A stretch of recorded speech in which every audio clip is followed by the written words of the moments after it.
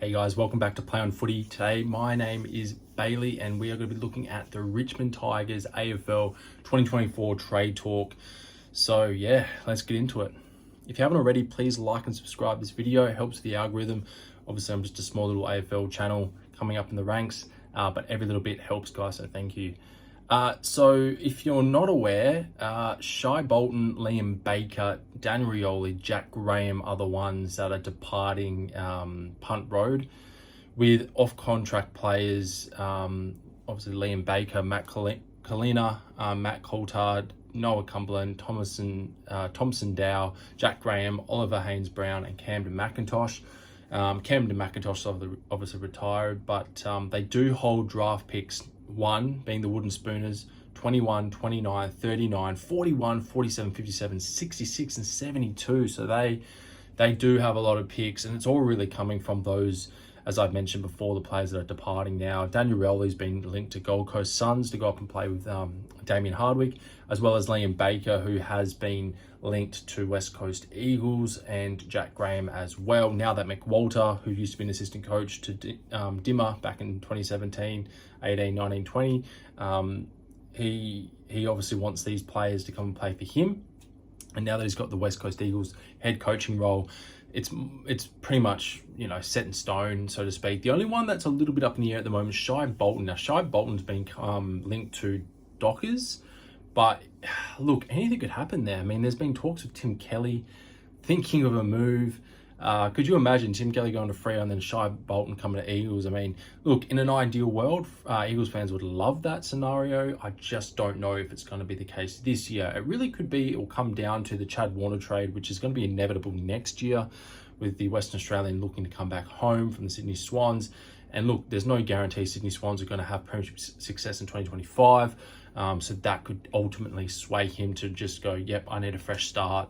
And yeah, it's pretty likely at this stage. Now, the list of the Richmond Tigers at the beginning of the year, they will equal fourth oldest, with Dustin Martin obviously playing beyond 300 this year.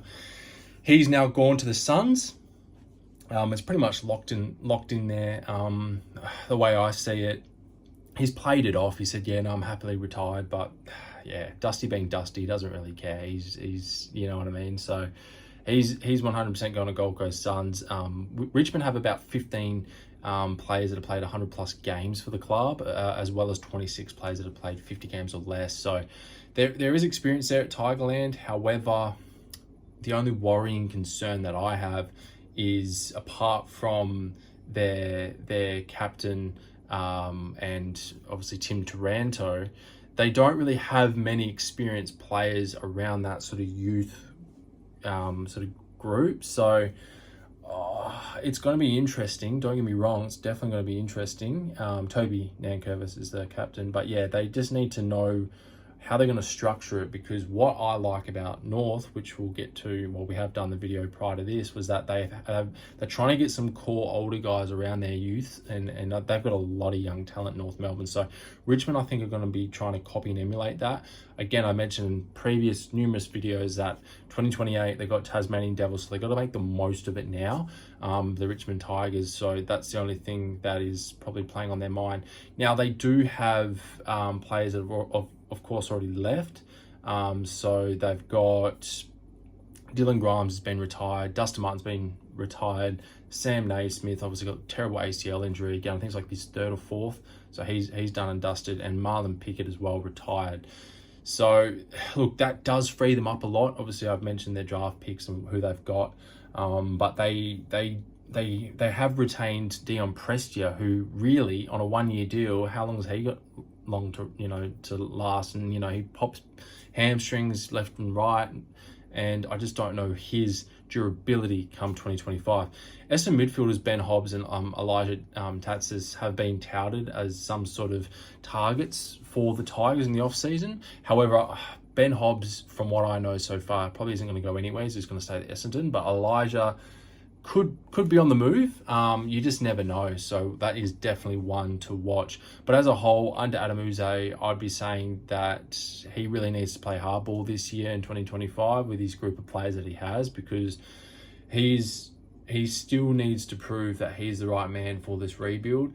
and some do say he's just a sacrificial lamb because no rebuild coach really survives the scrutiny and the arduous nature of trying to get a list together and formulated and heading in the right direction. So look, hopefully Adam Uze can get them in a right spot going forward, but you just never know.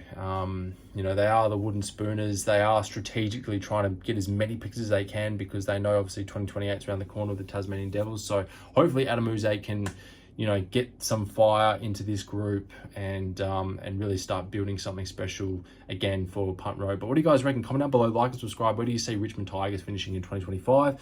What sort of picks do you think that they'll use or give up for a certain type of player? Definitely let me know, and I'll see you in the next one.